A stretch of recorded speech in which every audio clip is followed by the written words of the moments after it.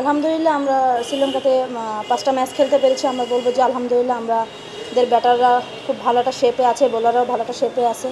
আশা করছি যেন আমরা মেন ম্যাচে কাজে লাগাতে পারবো। অবশ্যই আমরা প্রত্যাশা করতেছি যে আমরা চেষ্টা করবো যে ম্যাচ জেতার জন্য, আমরা জেতার জন্যই যাব। পরিবর্তন আমাদের এটা নিয়ে কথা হয়েছে, আমাদের ম্যানেজমেন্ট থেকে আমাদের কথা হয়েছে, আমাদের প্লেয়ার আমরা কথা বলেছি আমাদের কোন কোন জায়গায় আসলে আমাদের আরও ডেভেলপ করা দরকার, আমরা এটা নিয়ে কাজ করছি। আশা করছি যেন আমরা এখানে দুটা আমাদের আন্ডারলাইটে প্র্যাকটিস আসছে, আমাদের এই প্র্যাকটিসটা কাজে লাগানোর চেষ্টা করবো যে আমরা এটা মেন ম্যাচে কাজে লাগাতে পারি। আসলে এটা তো আমাদের কন্ট্রোলে ছিল না। আমরা তো আশা করেছিলাম যেটা আমাদের দেশেই ওয়ার্ল্ড কাপটা হয়, এটা সব প্লেয়াররাই চায়, আপনারা অবশ্যই চান যেটা আমাদের দেশেই হোক।